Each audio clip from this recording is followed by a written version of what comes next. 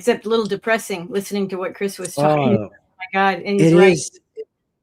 He's incredible. Yeah. It's something I'm discussing more and more because it's just true. It's like if he told me at the beginning of the conversation that Section 224 seems like it's going to pass. So I'm like, if Section 224 is going to pass, one of the most obvious, stupid, bad things for the United States, for the average person, like if you go to an average American on the street and say, hey, there's a section that says X, Y, Z, and that's going to pass and become law, they'd be like, no freaking way. You're making shit up. Like, no, it's actually about to pass. If that passes, how the hell we're going to prevent censorship or having that, I wouldn't say autocracy, but kind of that level of control by the government that we believe will never happen in a country like the United States, that is based on the foundation of liberty and freedom, it's concerning. And now, and it all started with the visit, because Bibi's visiting Trump early next week, so that's never a good thing. And then you've got also Trump just a few days ago saying about the funeral. So that was a massive funeral. You saw the funeral for Ali Khamenei, yeah? Yeah, I can't even. 9 million people. Yeah, that's what I saw. That's 1/10 of the population, just under 1/10. So imagine that in Washington. That would be like 35 million people coming to DC. Exactly. Have we ever seen that in the United States, that level of mobilization for anything? No, I remember maybe it was under Obama where we had a 1 million man march, and they used to have there for a couple, 3 years, we had 1 million man marches, and I forget what they were about, probably civil rights or something, but could have been anything. Anyway, they didn't quite make 1 million. They were almost 1 million, and that was kind of the target goal. And I think they don't have those, but that's less than 1 million. That was probably the biggest thing in my lifetime. So this is just incomprehensible, really. And then you see from a distance, and you see where people. It's crazy. But we're talking about how like maybe the government was not popular before, but like this is the cost of this war. Like all these people, how do you think they look at the US? A lot of people in Iran used to love the US, and so many of them Israel too. How do you think they see the US and Israel now? Oh yeah, I mean, how can they? That's what assassinations of political or civil rights leaders, Martin Luther King, his assassination brought out crowds. I mean, that people felt that, even people that didn't even support Martin Luther King, they still felt like they'd been personally attacked. And that wasn't from another country. Can you imagine if another country had come in and killed an American figure, whether 60 years ago or right now? It's just, I think we don't understand the ramifications of our policies, and we don't even try to, because it's very easy to understand them. You just, look at some case studies, and this is totally, I think, predictable, and also I was watching some of the guys, English speakers who are there, broadcasting stuff, and one of them had some pictures of parts of Tehran that had been really destroyed, hit hard, and not, haven't had a chance to really build them back. And you think about the number of average Iranians that have also died, and of course the children. You can't get away from the Manab 168, but it's not just that. I mean, they've had other families and children, men, women, and children targeted. So they've lost a lot, and they lost their leader. And this is almost, I mean, it's understandable in some ways. In another way, for Americans, though, it's not understandable, because this is their religious leader. We don't have an American religious leader. I think Trump with MAGA, maybe he thought he was going to do that, but we don't have a single religious leader in the United States that everyone respects and honors and feels connected to and has confidence in. We don't have anything like that in our country. And so when we took out, when this assassination was executed, we took out not just the political top dog, in a sense, but the religious inspirational leader, the one who puts together what it means in this day and age, what it means to be an Iranian, and also he's the symbol of all those years of suffering and sanctions and everybody saying bad things about Iran. And he's he led his country through really a desert, you could say. So like a Moses figure almost. And Americans, we don't think in those terms. We don't, we have freedom of religion. That means freedom not to have a religion. That's what a lot of Americans think about. And they don't, we don't even imagine that countries like Iran even exist, where they are not just bound in a political state structure, but they're also bound in a religious construct. And, it's interesting because the Christians, the Jewish communities, the other religious communities that exist in Iran all have representatives here. They're all paying, their respects and homage to the Ayatollah. So, yeah, I don't think, I mean, it's like our government. I mean, why do we have highly educated and highly paid people in government? Don't they know that this? Don't they? I don't think they even have any concept. Trump seems very surprised. Oh, I thought everybody hated him. How can he possibly be that stupid, that ill-informed, even on his own, but much less with the whole system of U.S. intelligence and U.S. Policymakers able to communicate to him? And how could we all be that stupid? It just makes it's very, very it's incomprehensible, really. Yeah, it's concerning. For when I saw him say that, there's like two theories for me. I'm like, either he's just saying the truth, he genuinely is surprised, or he's just saying it because politically, he's just saying things just political, just trying to make a point.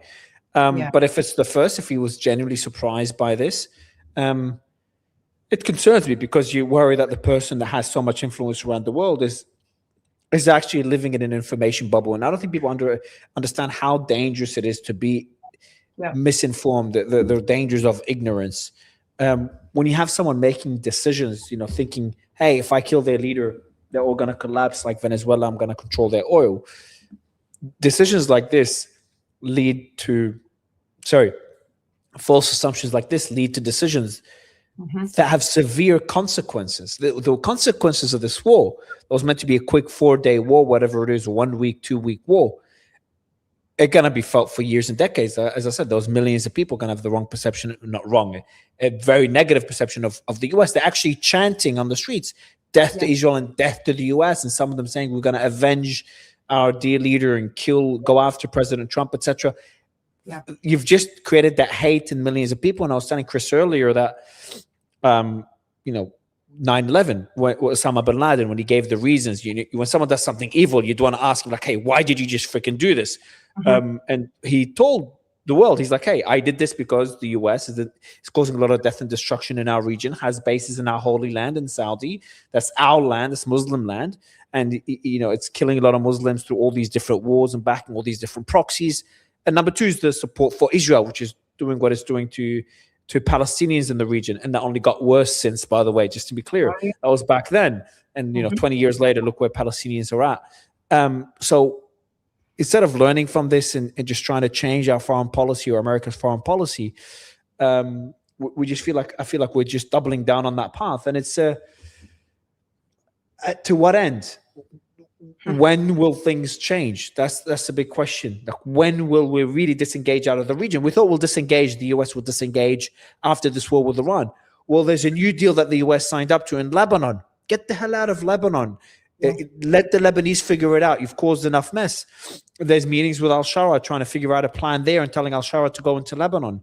There's talks about how to deal with the Houthis, visits to the Gulf regions, continuing work on the Iran deal and trying to enforce America's control over the Strait of Hormuz unsuccessfully so far. And now Bibi's going to Trump. Trump should even just say no to Netanyahu's visit. Like, you visited me last time. You got me into this freaking war. Let's just have a phone call. let's avoid meeting one another. Well, Ben Gvir didn't go. Ben Gvir didn't go to New York. He canceled his New York trip. Yeah, I saw. They were going to arrest him. So I think there's some things that we don't measure if we only look at what the government policy makers are doing, because clearly, we are expanding military footprint in Lebanon, in Gaza, in Israel, in Jordan, beefing up the base we have in Jordan there. Where else? But we are I don't think Rubio's trip was successful. in telling the Gulf states what they need to do. I think they pretty much nodded and thanked him and then continued to do what they were going to do, which is to balance their foreign policy much more closely with their neighbors and with the regional. So I think that is happening. I think our retreat is right now eastward, not all the way back to Washington, but eastward, at least into the where Israel can fly an airplane, drop a bomb, and not have to be refueled on the way back. We're moving to that. So we are seeing a little bit of a shift in our foreign policy. The language and the leadership has not woken up to what everybody else in the world is waking up to. Trump. Well, first off, Trump has. I think we talked about this before. His whole Carg Island thing was invented in late 1980s, and he never let it go. It was like, I got a good idea, I'm gonna hold on to it. So for the next 50 years or whatever, and he did. Okay, he says once he gets an idea that he thinks is good, then he checks that box. Do you think Netanyahu can play on that card to try to convince him again on Iran? Does that worry you? Well, no. I think Trump. He likes to, Trump never blames himself, right? Trump never makes a mistake. It's always somebody around him who's done something wrong. They've told him wrong, or they let him wrong, or they were in it for their own business. They didn't flatter him enough. That's why he didn't listen. Whatever it was, it's never him. It's always somebody else's fault. So he is not happy with Netanyahu. And I've said this before, but Netanyahu is not a winner here. He's very unpopular at home. Now, this is something Trump is aware of. He doesn't understand his potential enemies or people that he wants to attack or regime change. He has no interest in how those countries actually work or what they think. He didn't care about that. But he does have an interest in Israel, partly because Israelis, Zionists have given him a lot of money. He's benefited from them throughout his whole life. So he has a connection there. Many of his friends, his son-in-law, are avid Zionists. He trusts them. So he pays attention to Israeli politics, and Netanyahu is very unpopular. Trump tells the nation, I'm the most popular guy. He's still out on all his speeches are like, look how great everything is. And you watch him, if you're an American and you watch him, you go, well, that's not true. That's not true. What do you mean a jobs, economy, stock market? That's how you make, he said he made all his money because the stock market went up. I mean, my God. So a lot of people don't believe what he says, but he's big on how popular he is. But he does pay close attention to how popular Netanyahu is not, which he isn't. I mean, his government, they're going to have elections. There's, I'm not saying Netanyahu's coalition couldn't squeak through, but basically he's not popular. Trump knows this, and Trump does not associate with losers. This is just his operational policy. If you're a loser, I'm going to humiliate you, publicly torture you or whatever. I'm going to have fun with you like a cat with a mouse, but I'm not going to really hang with you. I'm not going to defend you. I'm not going to help, try to make you more popular than you are. This is why we see this all the time when he endorses in primaries or when he makes an endorsement in a domestic race. He always waits until the numbers pretty well show that his candidate is going to win, and then he does it. So in some ways, he's not a risk taker. And I think he may call Netanyahu. He may end up canceling Netanyahu's visit or have a visit with Netanyahu that's not the typical, I pull out my chair in the Oval Office and, it's all deferential. So because Trump is a blamer, and I think Netanyahu is getting some of the blame for this. Trump, I'm just saying this based on what he's been saying, well, look how much we've done for Israel. Vance is echoing some of this. We've done everything we could possibly do for Israel. They should show some gratitude. Remember when Vance said that 3 weeks ago? So this kind of messaging is floating around in Trump's head. So this visit may not be. Yeah, but it just depends. So so I've been saying what you're saying, but that's based on looking at it from the outside. And then there's another way of looking at it. Another lens is, some people say, what does Netanyahu have on Trump? Other people say, how much influence does Netanyahu and the lobby have on Trump? Other people say, how much does Trump even matter really in those conversations? How many of the decisions does he make versus others in that beast, in that system that is the United States? So there's all these questions that are up in the air that make it difficult to, I don't know, I feel like if it was just Trump calling the shots, then why did we even get into this war? If it was Trump that said no more forever wars and I want the Nobel Peace Prize for ending wars, how are we even here? Yeah. Well, we have the Congress also bought and paid for. They like the war. The military industrial complex supports them. They like the war. So there's a lot of folks interested in making money in war, but that also assumes that you are going to make money. You know, there are systems that, well, there's two things going on, I think, in our military industrial complex. One is this outrageous amount of money going into not just AI, but computing and information technology of all types. And that is not, you can make a lot of profit there, but ultimately your manufacturing of that is zilch. Okay. It's not like a job creator. Okay. So as the military industrial complex needs fewer people, employs fewer people at home. Yeah, sure, there's still profit for the guys at the top, but you're not actually employing a bunch of people. And that's a problem, because we hate the rich. All countries that have poor people pretty much look at the rich folks that are skimming off the top, particularly in government with government contracts. They don't like them. Like if I say Alex Karp, most people who know who he is have a negative perspective on this guy. And he's not the only one. Peter Thiel, who, is a fellow libertarian, I guess, or what he was years ago. Peter Thiel's a bad guy.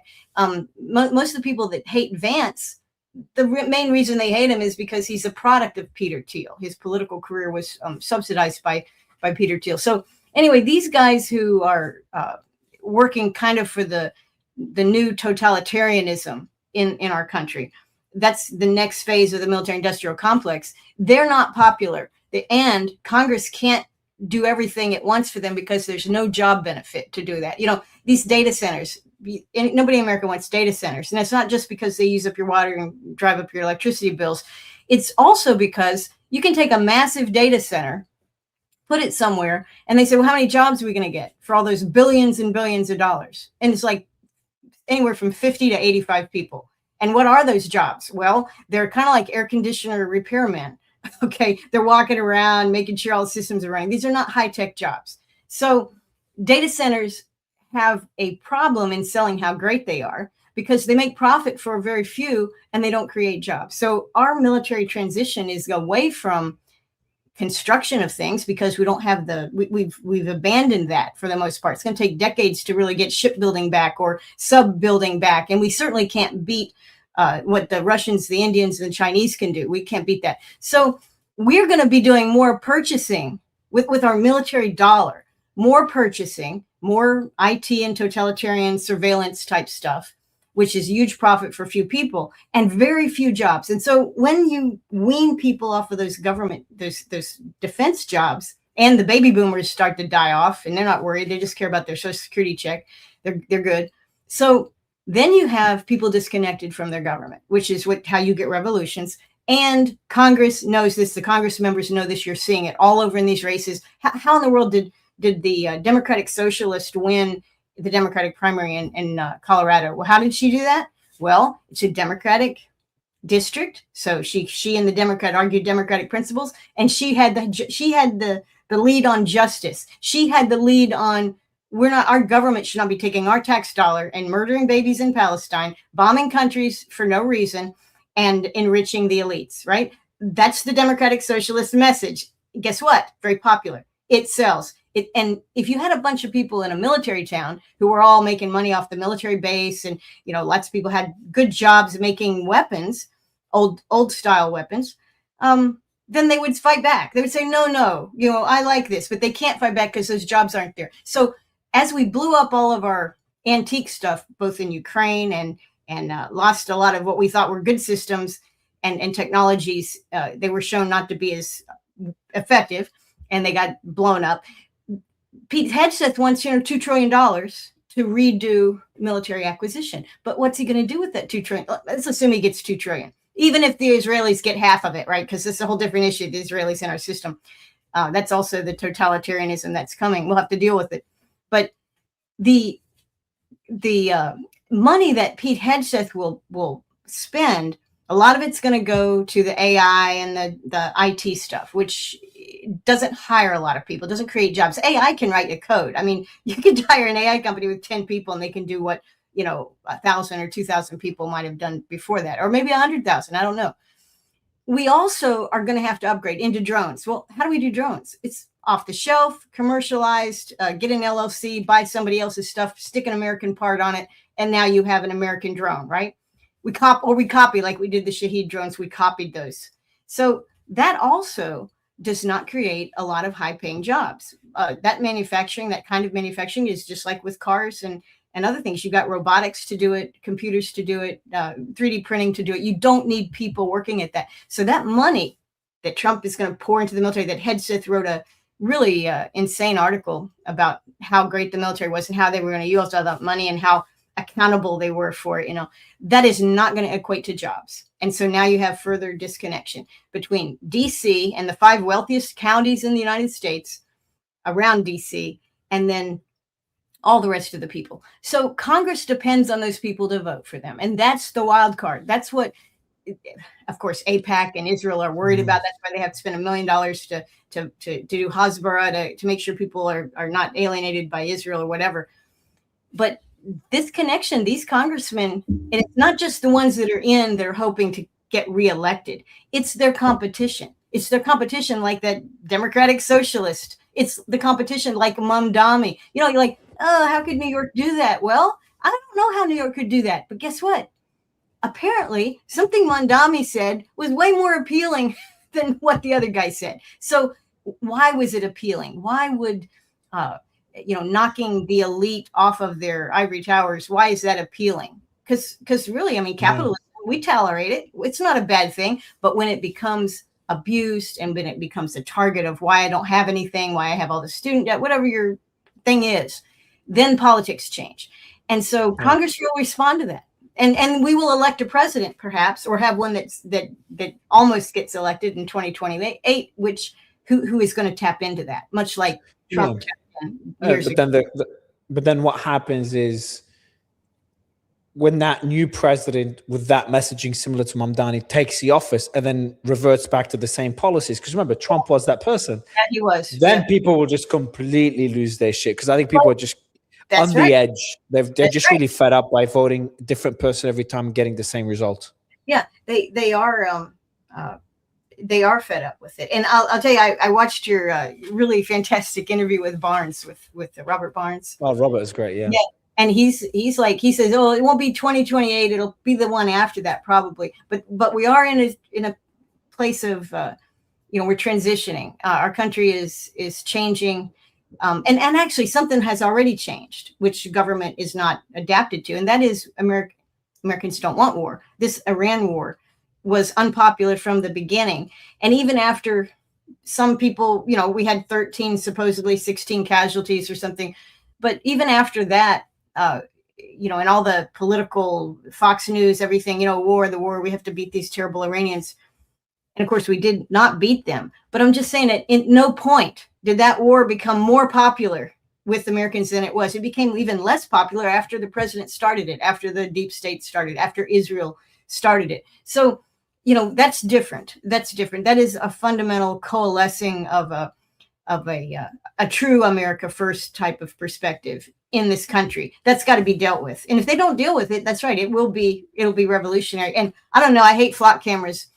I thought Chris was talking about, the flock cameras and stuff. But, people, if there's anything that people can strike out at, and obviously we're not going to go shoot all the elites. That's not something, a few might do that, very few. But how many people or teenagers or old folks are able to take out a flock camera? And I don't mean take it out, just damage it so that it doesn't work. Those targets are everywhere, and they're not protected, except obviously by other flock cameras. But, this movement is very interesting.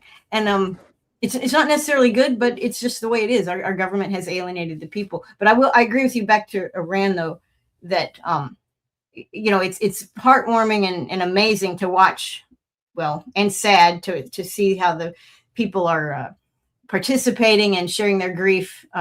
But at the same time, you're getting messages, particularly from the IRGC and others, and the people with the Down with America or whatever. This is the end of the grieving ceremony for the most part. Once this is done, then we go forward. We've finished the rebuilding, and we deal with what's been done to us, not just to Khamenei, but to the people of Iran. And there's a lot of language which Americans should totally understand that says we're getting even. or we're going to take revenge. Just for people listening, what did the US do when 9/11 happened? Wars that killed tens of thousands of people, hundreds of thousands of people. What do you think the US would do right now if a country came in, killed Trump, and bombed a school? Well, we would probably, that country would be wiped out. It would. We wouldn't play little military float your boat over there and try to blockade something. We wouldn't do that. No, I think our government is really irrational in so many ways. And so we would probably nuke them. We would turn them into a parking lot. And guess what? Probably if something like that happened, 70% of the population would cheer it. Maybe not 70, maybe 20 years ago, 70. Now, maybe at least 60%, maybe 55 would cheer it. There are a lot of people in America who understand there's a big difference between what Washington says wars are about and what they're really about.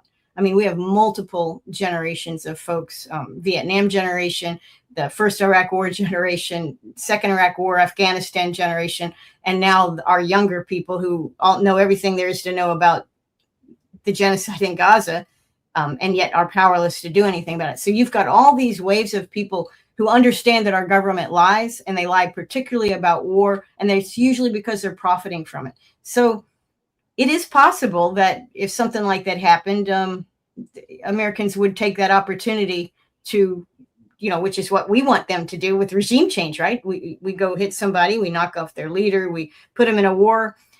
We say, oh, you're going to rise up and throw your government out. Well, wouldn't that be interesting if somebody hit us and we're going to fight back, but then also we did a regime change at home. Those techniques of regime change usually don't work, but the psychology of regime change, we aren't immune from that in this country. We are not immune to it at all. I mean, honestly, I can't think of a single country, regardless of what they did to us, that would cause young Americans to rush down to the recruiting offices and sign up to join the military. I don't see it. And we saw that after 9/11. But at the time of 9/11, sure, we had cell phones. We had the internet, but we hadn't had it for very long. I don't think I did much on the internet before 1995. No, not even close. The access of information was very different than to what it is now, incomparable. And so the narrative control from Washington through the main, CNN, ABC, CBS, NBC, they were all convince the Americans that Iraq made sense. Yeah, well, they did, and they lied, and it was known that they lied because I was one of a number of people that were. I was just a tiny portion of, actual paid journalists who were doing their job globally and in the United States were, pointing out that a lot of what we were being told wasn't true. But we didn't have the countervailing impact of being able to find out for ourselves. You couldn't just go on the internet and find out. You couldn't, but see, now we can not only do that, we can actually talk to people in other countries. We can read what they're saying. We can watch them live. We can ask them questions. There's just amazing the connectivity that we have. So I think, and again, I would have thought that the COVID thing would not have gone as smoothly as it did from the government's perspective. I thought more people would have pushed back, and they didn't. So fear is a problem. But even with COVID, there was a whole bunch of people who bought the COVID lies who have since then come out of that stupor and realized that, oh my God, the government just said that because it had an agenda, which we're not quite sure what it was. Maybe it was to enrich big pharma or kill old people. We're not sure what the agenda was. We don't know. But it had something that it wasn't really telling us. And it was also misleading us and taking advantage of our fear. So every little thing that happens, the world changes, the technology, the connectivity, the information, all these things, they make us a slightly different people in a slightly different political environment. So I'm not 100% sure if we had attack. And I'll tell you this, I don't wish any harm on anybody, including Trump or any of the administration officials. And there's many of them that I despise. But if you just take Trump alone, he's such a lightning rod for antipathy and hatred amongst the people in this country, not the MAGA people. I've admitted and apologized for voting for him. But a lot of people did not vote for him. You know, they had Trump derangement syndrome or whatever, and they really don't like him. They look at all the negatives that he brings to bear, which are many. So, you know, you remember the guy that shot the United Healthcare CEO? I guess he's having a trial. Luigi. I mean, he's accused of it. Who knows what really happened? I mean, but the guy's going to be Luigi Maglione or something. Yeah. But when that happened, and I paid very little attention to, I don't know a lot about big pharma or healthcare insurance companies. I didn't know who this guy was. But what surprised me was the outpouring of support for the Luigi guy, the one who was accused of doing it. Not that he was innocent. They were just assuming that he did it, and they loved it. He did it. They said, this guy's worrying. Yeah, that's very extremely worrying. So I'm not sure that if you killed an unpopular president, and I don't know anyone that hasn't been, none of them. Oh, look what people celebrated. There's some people that celebrated the killing of Kirk. How messed up is that? Oh yeah, well there you go. That's I hate to say that was a crazy time. Yeah, exactly. But that was a crazy time. There were a lot of people, and again, the left wing types or Democratic Party types, or even some of the Rhino types that didn't really like Charlie Kirk or what he was doing. And they saw, and what labels did they give him? Well, he's probably, you know, a white supremacist. He might be a racist, and certainly he's a troublemaker, you know, but turned out they didn't know him. They didn't listen to his speeches. They didn't know him. But they were able to put him in a category to instantly say, I don't like this guy, and then move to the next stage when he got killed to celebrate it. I think that's great. Why don't we, too bad they didn't get his kids or something, you know, I mean, terrible things. Now, I don't like to think of my country as being filled with people like that, but unfortunately, we have a lot of people like that. And I'm not saying they would hate anybody that's killed, you know, maybe if Bernie Sanders, you know, that they would be upset about that. But the way they went after, the way they supported the guy that killed the United Healthcare guy, assuming he's the one that did it, they celebrated that. And given the way Trump is held in contempt by so many people in our own country, mainly because he lies so much. You know, I think, you know, you can't just keep telling people how great it is with no context, because so many people are not feeling it. They just don't think it's great. They have evidence in their own lives that it's not great. And they see you making a lot of money, quote unquote, on the stock market, doing things like, you know, that even Biden couldn't get away with. I mean, you know, we had the Hunter Biden thing with Ukraine. Exactly. Trump takes it to a whole other level. Other level. It is insane the amount of money they're making. I made a joke to I really is today because I was having a private conversation earlier. I'm like, and you know, we were told certain information. And in my mind, like, you can never trade on that information. It's not legal. So something I don't even consider. But I put a joke, off the cuff joke. I'm like, just imagine if we were in Trump's circle, we'd be able to trade on all that information, because it's just wild the amount of money they're making, and they just trade on everything with just complete impunity. So it has taken it to a other level. Even I think the Iran war itself is not, look, presidents break promises all the time. Bizarrely and unfortunately, the American voters are it's expected from a president to break campaign promises. It's just a matter of which ones and to what extent. But when you break the biggest promise that you make to the voters, that's different. So it's like you go to someone, you're like, hey, I'm going to do this, but the most important thing I'm going to do is I'm going to do that. That will be my main focus. And you go ahead and first thing you do is you just break that so blatantly. I just feel like it's, and I was saying this to Chris earlier, it did break a lot of people, and everything's possible now. Like that meeting between Netanyahu and Trump, I believe, and as you know, I've been saying it for a long time, that I think the war is over. I'm still in that camp, but I wouldn't discount that it might not restart next year, or there might not be something like Israel was meant to pull out of Iran. Israel's still, pull out of Lebanon. Israel's still there.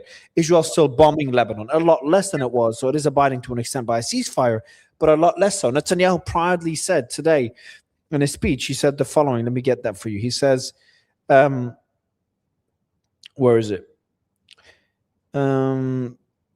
Okay, Iran wants to remove us from southern Lebanon, and they are trying to put pressure on the US. We are handling this pressure well. We have received legitimacy to maintain the security zone from our great achievement against Lebanon, but they will try to eliminate it in every way, including putting pressure on the Lebanese government. And then he says, I heard reports the media claiming that Trump asked us not to take action against terrorist tunnels in Lebanon, that about not demolishing villages. That's what the claim is in the New York Times. That's a myth, fake news. He didn't say anything to me about it, and I didn't ask him. We act according to our considerations. So here we are believing, and then he says another statement, there will be no reconstruction in Gaza without disarmament and demilitarization in the designated area. So when you see statements like this, you look at all the rhetoric we've seen a few weeks ago, Karen, and then you look at the actions that follows. Yeah. Nothing's changed. Nothing seems to have changed. Nope. And I don't know what it will take. Obviously, if Trump wanted things with Israel to change, that relationship could be shifted, even despite AIPAC. It doesn't even matter about that. Trump could, just from executive power that he has already, could suspend and halt and threaten to halt and all these things. And this relationship does provide the United States, since we're providing the oversight and the political support and the aid and the military spending and the cash and the Israeli bonds, all the things that the U.S. is providing. Each one of these things is a leverage point that could be leveraged to get Israel to get back in their borders and start behaving like a normal country. But Trump doesn't do that. So he doesn't want to do it, or he can't do it. Well, if he can't do it, maybe that's why he's getting himself so rich. Maybe he needs more money, because otherwise he can't build a bunker that's secure enough to prevent him from being assassinated by his people in Israel who are threatening him. So that's is that something you I'll ask you a question that Chris asked me. How many of the decisions he makes are his own decisions in your mind? Yeah, well, I used to think every Truth Social tweet that he made was his, because of the weird way that he writes them, right? He puts capital letters where you wouldn't have capital, unless you're writing in German. You wouldn't put, Americans, we don't use capital letters and everything. We don't boldface stupid things, and we don't speak in that kind of halted, weird language that he uses, that nobody texts to write. Well, okay, the patsy that killed Charlie Kirk did write texts very similar to the way Trump writes them. So maybe, I'm not saying Trump did it, but there may be a family of writers that write Truth Social posts. I'm not sure, but I did think he was writing those. He was producing those because of the way they're written. And I know older people, sometimes people older than me, write weird stuff. I don't know. And Trump has a big personality. I thought maybe he was expressing, but it turns out I'm not sure he does that either. I think that whole part of some of his writings are produced for him by others. I think maybe when we think about the Trump presidency, we need to look at all the members of the Trump Board of Peace, because that's most of the White House staff, plus Trump's relatives and his best friend Wickoff. So, and his kids, I guess, are in part, Kushner, son-in-law. So if you look at the Trump Board of Peace and the membership of that, then you have a circle that includes all the inside staff at the White House, plus Trump's relatives. And I think that's really what's governing us. And it's smaller than an oligarchy. I mean, it is an oligarchy of a sort, but it's a really small, and then it interfaces with the other powers. So, yeah, but I do think Trump, or fear of Trump, is keeping some kind of discipline in the White House.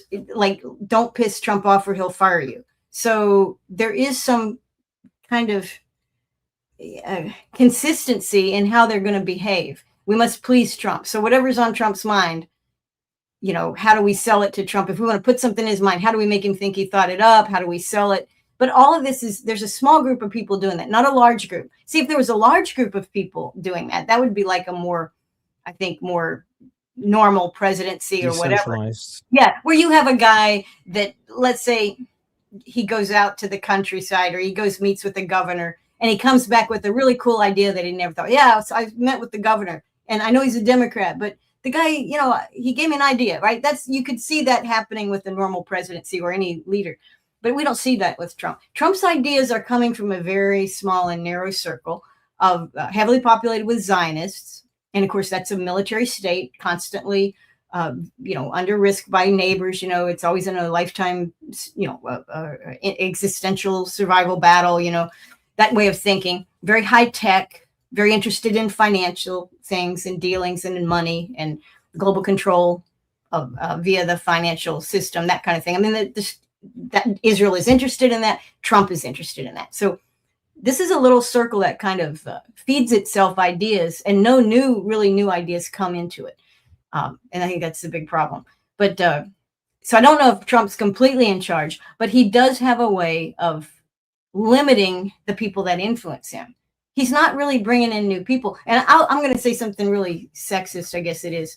But you know how all the presidents, and even I remember Bush Jr. did this, they always want to talk about how many women they brought into the government, or if blacks or Hispanics, they're always, it's not DEI. If it is DEI, it's been around for 25 years. But this idea that we listen to everybody, right? It's kind of we're America, we're a melting pot, and everybody has a chance to govern. But when I saw, and Trump has brought in women, a number of women, some very competent, into his administration. He did it the first term, he did it the second term.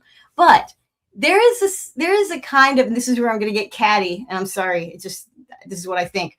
You look at the way the women present, and except for the World Wrestling, or the Wrestling Federation woman he put in charge of the education department, and Susie Wiles, and those are women that are in their 60s. If you look at all the ones under 50, they all present in a way that is kind of reminds you of Trump's days when he ran beauty contests, right? Everybody has to look a certain way. Everybody, I want to see, I mean, I don't miss this, but you remember Biden, and he had some like cross-dressers, and he had a transvestite woman, started out as a man-woman. She was running one of the health, I guess she was the Surgeon General or something. I don't know what it was. But anyway, she was not an attractive woman.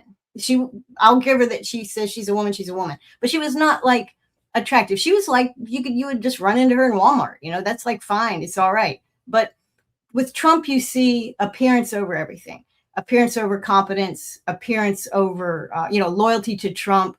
In a competition. And I've said this before about Pam Bondi, but that famous thing, a couple months into the administration, they had something, and he's going around recognizing people, and he left off Pam Bondi, and she was, but sir, I'm right here, sir. Look at me. And again, that's not very professional. In my world, in the military, if somebody didn't mention your name, you're in good shape. You do not want to attract undue attention to yourself. It's a focus on the wrong things. It's exactly. It's no longer a focus on merit. There's a military, I think one of the generals that he fired, one of the guys he fired, that put out I didn't save it. That put out a book or something, or wrote an article for the first time on foreign policy. And he was talking about this. He was saying that the president, I think he's talking about how the president, number one, is using the army on domestic issues, and that's moving away the focus, and that's stretching them too thin. And number two, he's no longer focusing on merit. And that's a problem that a lot of people have. A lot of the decisions that are being made are not focusing on the right things. Right. So and Hegseth is a prime example. He doesn't fit into I call him the Ken doll. He's the Ken doll to the rest of the Barbies. But Hegseth, clearly, to put a guy with his lack of experience, knowledge, and also just judgment on top of is your guy in the Pentagon, the overall in charge of all your generals. Honestly, if we lived in a time which Trump and all presidents think they live in the most dangerous and time of the, we have wars, we're trying to end wars, whatever. If you really believed that, then you wouldn't put an incompetent in charge of your Pentagon. You'd say, you know what?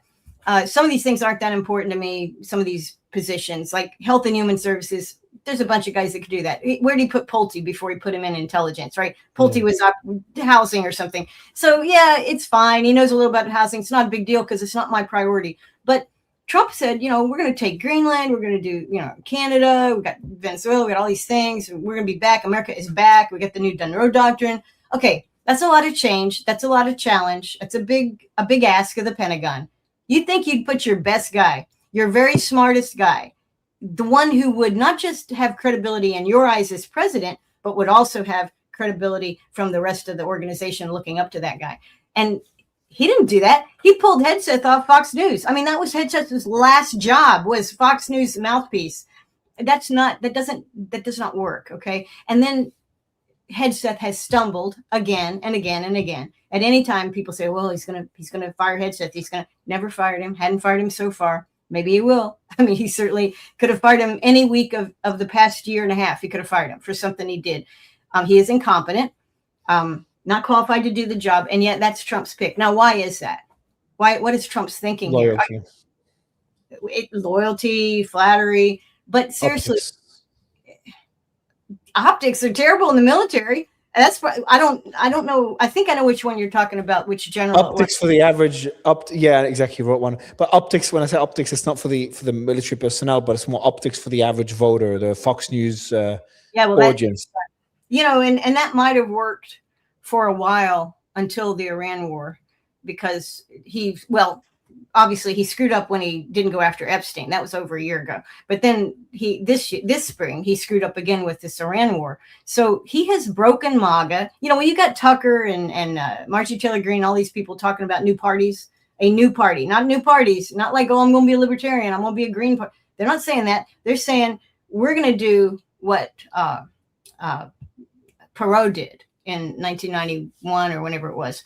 We are going to have an America First party, a real America First party, which is what was it? Reform. His party was the Reform Party, Perot. Do you remember him? I know Perot. Yeah, I don't remember him, but I know about him. A few members, a lot of comparisons are being made to what Tucker's trying to achieve now, to Perot's success. But Perot did not have particular, Perot's audience was really the Republican audience. I mean, the existing Republican Party, for the most part, Perot had been a Republican. He was big in the military-industrial complex. He'd made his money selling arms, fighting the first Iraq war. And so, but different world from then. I mean, that was ages ago. So what these guys are talking about, that's actually possible. I mean, you've got a bunch of non-voters. You've got probably half or 2/3 of MAGA, which will never trust a Trumpite ever again. I mean, look at Dan Bongino. This is what happens. Dan Bongino is like, oh, big time Trump guy. Everybody loves his talk show, his podcast. But then what happened when he got out? He didn't disavow Trump because he's too loyal to do that or whatever. And he can't get his numbers back. Nobody wants to hear what Dan. Really? I didn't check that. He didn't get his numbers back? No, he didn't get them back. And Dan Bongino he lost a bunch of his audience. And now he's ridiculed by some of the former folks that were a part of his audience because he lost his credibility. He had credibility before as a podcaster because of his background experience. He'd been a Secret Service. He'd done these things, knew these people. His credibility was solid. And then he worked for a 3 months, and then quit.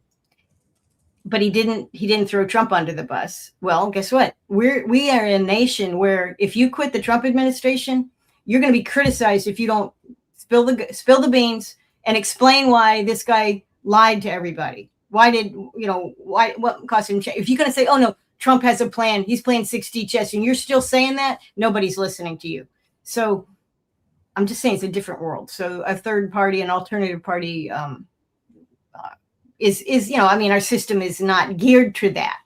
But there are plenty of people out there that would be very appealing. That would be appealing to that. And then, I mean, look at how Tulsi Gabbard, and RFK, Democrat, lifelong Democrat, brought in disaffected, Maha people, health people, your average non-voting independent, and people that had a bad experience with the health system. These guys were saying, just on RFK's side, and on Tulsi's side, she's anti-war. You get the anti-war vote, you get the pro-health vote, you get disaffected young Republicans and conservatives, you get your Democratic socialists who are being beat down or will be beat down soon enough by the Democratic Party. They're gonna make what Hillary Clinton did to Bernie Sanders look like child's play. They will not, they know that the old neocon Democrats cannot tolerate the new young Democrats. So there's tons of people who could easily come together. They're already together. They just don't know it.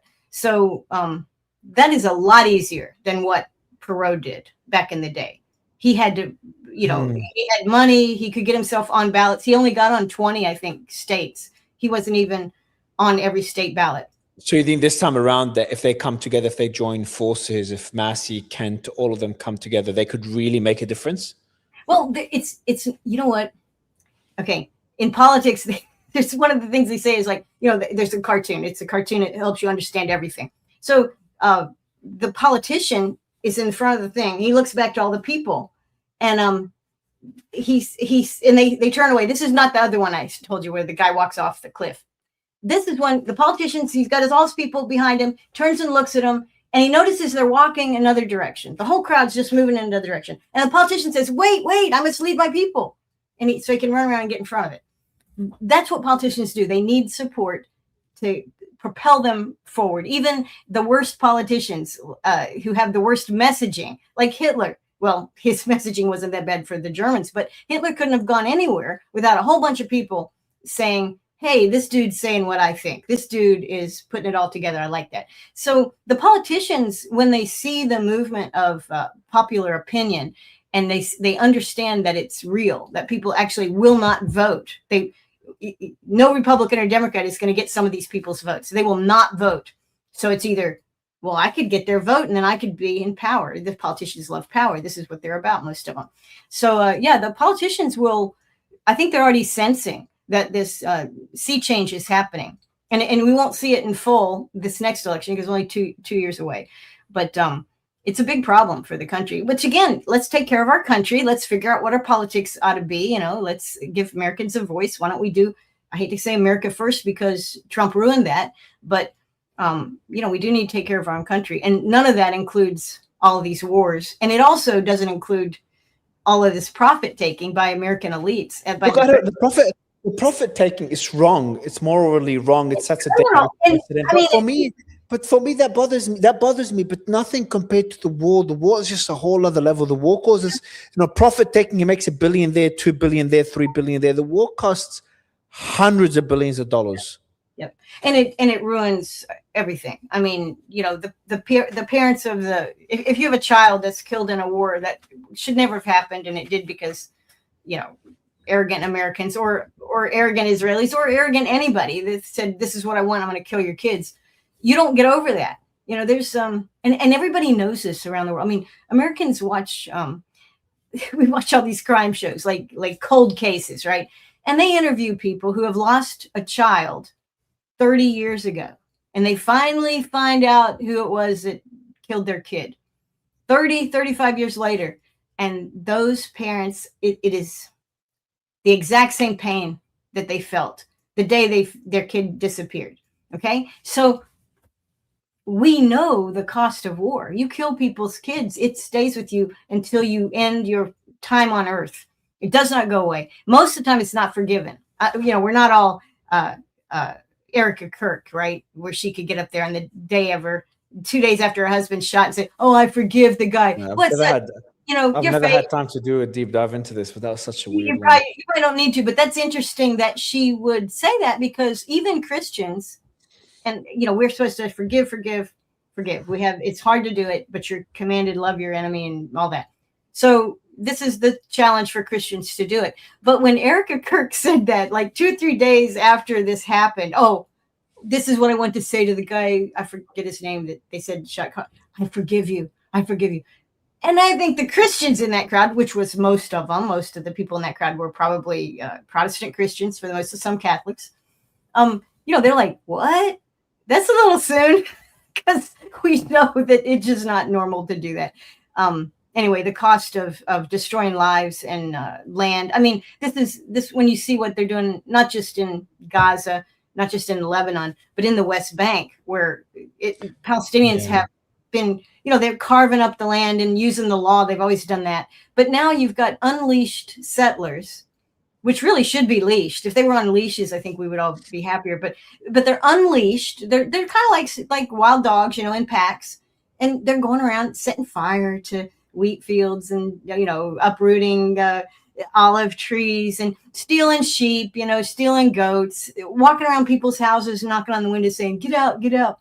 Well, that's thug behavior. It's uncivilized, and nobody wants that. It's just not allowed. That causes great harm. And it only takes a few stories like that, then now that becomes part of your lived mythology, right? And you don't, that happens when you're 16 or 17. You're really going to change your mind when you're 80? No, settlers are evil. And again, the Palestinians have done a wonderful job of being kind to people. People that meet them, they say, well, they don't talk bad about the Israelis. They talk a little bit bad about people that might have personally harmed them, and Zionism as a destructive political view. But they don't blame all Jews for everything. And the Iranians impressed us too with this. They said, the Iranians know that Americans don't support the war, and they accept that. They don't say like, well, you voted for the president and that means his war is your war. They understand the difference between our government and the people. And honestly, even the Russians understand that. And I think we understood that about the Soviet Union back in the day. There was a lot of people, when we thought about the Soviet Union, we say, well, it's their government. The Soviet people, they just want to be free. They're a lot like we are, we would say that. But when you interface directly with people that harm you or take your kids or destroy your property or injure you, you don't forget it. It is a lot of work to do that. And, it's natural that we would hear death to America. I mean, my God, it's all could have been prevented. Exactly.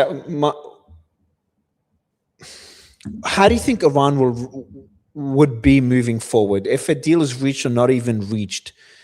Do you worry that maybe some commander in Iran takes a decision that drags the region back into the war, drags the US back into war? Do you think Iran would seek their revenge maybe 2, 3, 4, 5 years from now? How do you think Iran would look like post this war once they have time to reflect on everything? Yeah. Well, if anything, the next year or two, as we try to fumble through the MOU and then extending the MOU, hopefully, and maybe getting to a different place, assuming we don't decide to forcibly rebuild all our bases and make this our top issue, which we shouldn't do. I don't think our national security strategy really includes making the Middle East our top issue. But if we just keep kind of withdrawing and, leaving Iran alone, I think we'll be fine. But there is going to be great strength. Well, there's already great strength in Iran, and you can see it. You can see it with the response to the participation in this funeral. But there is a lot of folks there that want justice, and not just for the Manab 168. They want justice for all the wrongdoing that has been done to them and conducted against them by Tel Aviv and the United States specifically. And that's not going to go away overnight. But I think what it should do, instead of them trying to, like maybe the IRGC commander or somebody, stoking up something, I think they're going to do it in unity. So I don't think they're going to make mistakes. They haven't made any mistakes so far. They've been very cautious. The things that they are celebrating or remembering in this funeral is the wisdom and the patience and how the guidance of Khamenei was to make Iran strong, resilient, self-sufficient. These are the things, sovereign. These kinds of things are what I think is bringing the people together now, and I think that'll hold them together. And we don't have that in this country. Sovereignty, what, Donald Trump the king? No, we don't have that. We have big issues at home. We have issues with Israel. Israel has never been less popular in the United States than it is now. And that includes back in the day when we had real anti-Semitism, in the 40s, when a lot of Americans, they did not want, that was true anti-Semitism, hatred of Jews. We don't have that now. We have intolerance of Zionism, and it's very widely shared. So, yeah, we're not in a good place to do anything. I don't think, and I just don't think we have it in us. No, our leadership might be crazy, but there's not going to be any follow-up. Like I said, I don't see anything happening in the world, whether it's the Middle East or any place else, that would cause literally 3 or 4 million young men and women, 16 to 24, rushing into the recruitment offices. I see nothing. That's something that should. Not happening. Yeah, We don't believe in it. We're not doing it. Nobody's going to do that. Yeah, I think this is a self-reflection that is really needed, hopefully, post this war for the US and for the Western world. I think it's not just the US. But Karen, thank you as always. It's a pleasure to chat to you. Yeah, same here. Thanks, Mario.